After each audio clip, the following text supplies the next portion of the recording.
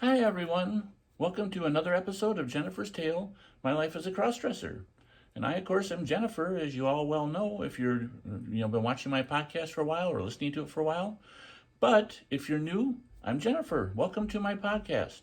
If you're new to this, if you're watching on YouTube and just discovered this, chances are you're a crossdresser or a trans individual or a wife, a significant other, a friend of a crossdresser, and you stumbled upon this podcast, and thank you. Welcome. First thing I would love for you to do is do me a favor. I always need more subscribers. Right below my picture here, please do me a favor, click on the subscribe. That way you'll know whenever I put up a new episode, and you can also go through previous episodes. I am a crossdresser. I've been a crossdresser for a really long time. And over the past several years, I've really embraced my crossdressing and realized I shouldn't be ashamed of it. It's a part of who I am. It's a part of what makes me the person that I am, both my male side and my feminine side. And I think a lot of you girls are like that as well. You know this is a part of you. You may be a little bit ashamed of who you are, or ashamed you have these feelings, these urges to cross-dress. Trust me, all of us have been there. All of us have done that. All of us have purged our wardrobes at one point in time or another. I'm here to tell you you're not alone. There's plenty of other girls like me and like you right there with you.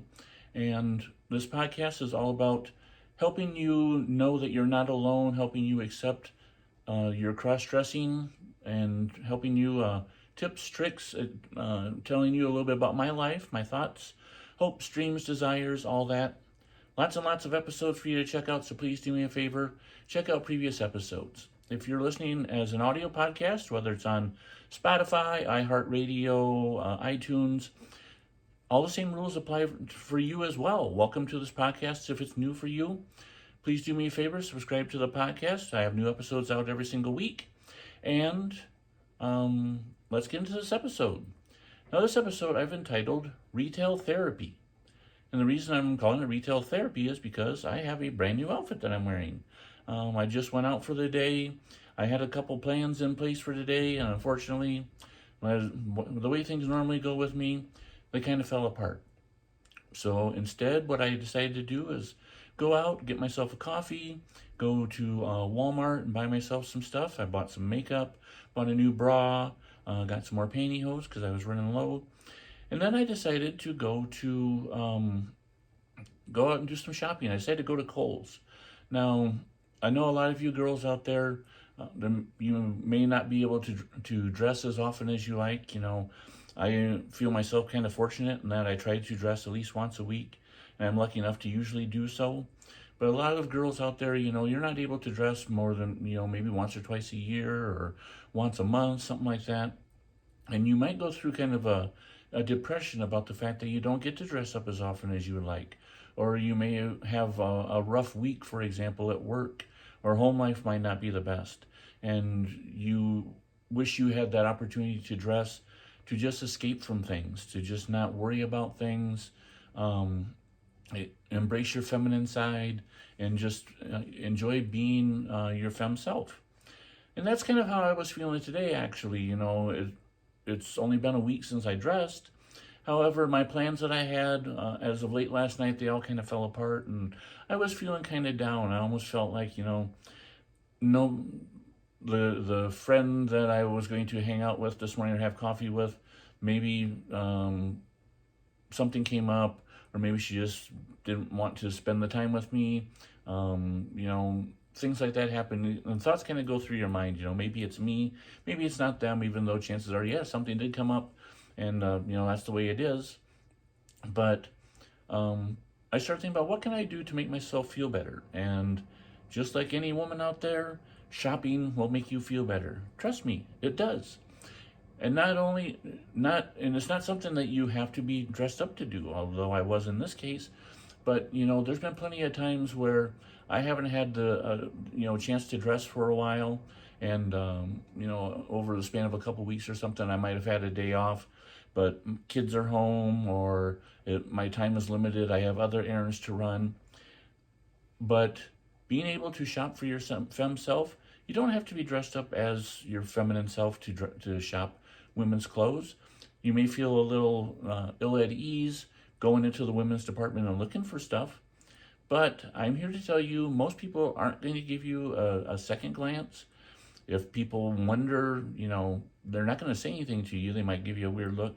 But trust me, there's plenty of guys out there that go shopping for clothes for their wives or their girlfriends because they want to buy something for them to make them look sexy and attractive to them. I know I've done that with my wife. I've gone out and bought her something sexy to wear just because I want to see her wear something, sexy for me as a turn on for my male self. And there's nothing to say that you're not doing that if you go out shopping for your feminine self.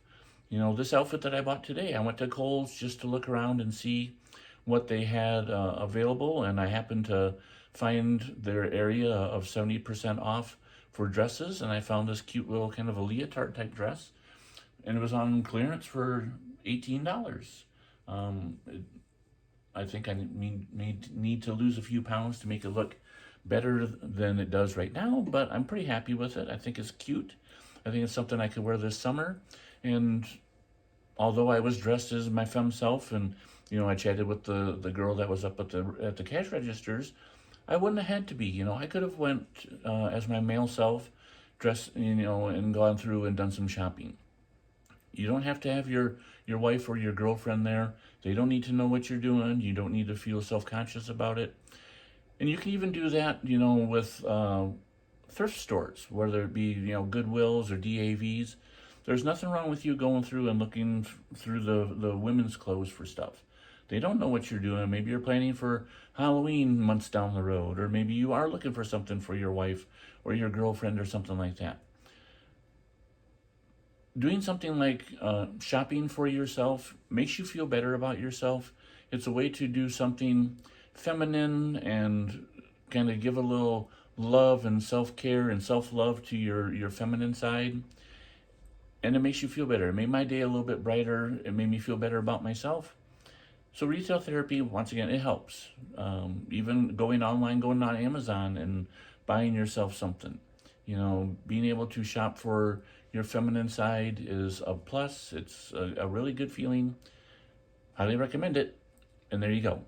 I would love to hear your feedback. Maybe you have a good story about buying something for your feminine self. Maybe you went out as your guy self and bought something for your feminine side, and the clerk that maybe came up and asked you questions, and maybe it was you or thought that it was for your wife or whatever. Maybe you told them it's for me. I do this from time to time.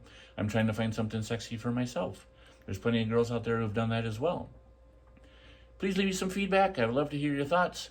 You can find me on social media, on Facebook under Jennifer's Tale, My Life as a Crossdresser. You can find my Facebook page under Jennifer Hangartner, Hangartner. You can also send me an email, Jennifer's Tale Podcast, all one word, @gmail.com.